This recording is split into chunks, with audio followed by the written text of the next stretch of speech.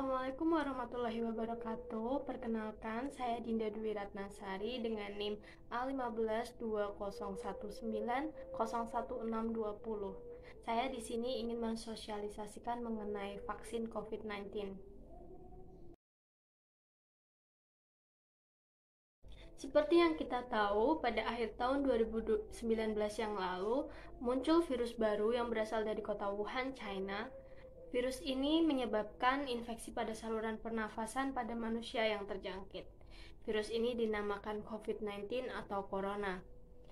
Virus ini menyebar dengan sangat cepat ke seluruh dunia, sehingga menyebabkan pandemi global secara besar-besaran. Di Indonesia sendiri, virus ini mulai masuk pada awal tahun 2020, di mana dengan menyebarnya virus ini menyebabkan beberapa sektor bidang terhambat. Salah satunya bidang pendidikan yang harus melakukan pendidikan dari proses pembelajaran dari rumah, bidang ekonomi yang tidak stabil, serta bidang kesehatan yang paling berdampak karena virus ini. Hal ini menyebabkan banyak negara berlomba-lomba untuk mencari dan menemukan obat atau vaksin dari virus corona ini, mengklaim bahwa mereka telah menemukan vaksin untuk corona.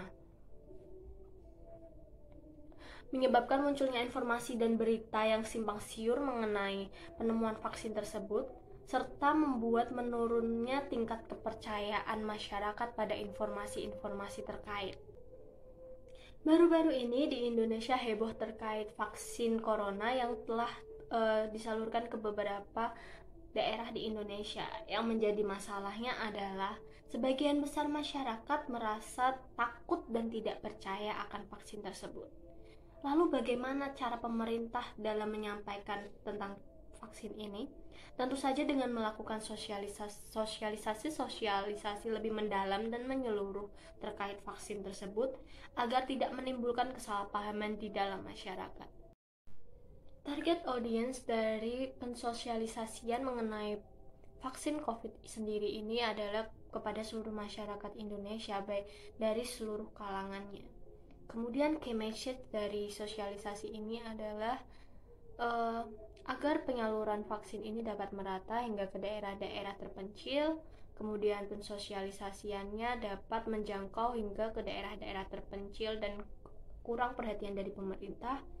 Selanjutnya untuk mengedukasi masyarakat mengenai vaksin tersebut, sehingga masyarakat yang takut dan tidak percaya akan vaksin tersebut menjadi tidak takut dan percaya tentang vaksin tersebut.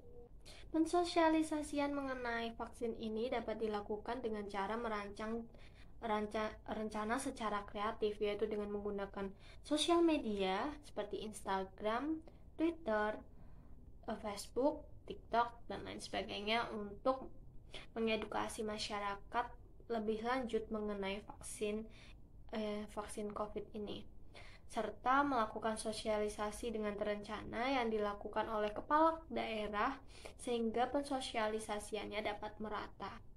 Ada pula dengan cara memasang spanduk atau banner di sepanjang jalan protokol dengan sudut pandang yang strategis agar mudah dilihat dan dibaca oleh masyarakat. Rencana kreatif tersebut dapat dilakukan dengan menggunakan media seperti lisan atau secara langsung yang melibatkan tenaga kesehatan yang dapat berupa penyuluhan, kemudian dengan media tulisan yaitu dengan menggunakan spanduk, banner, poster, koran, dan lain sebagainya.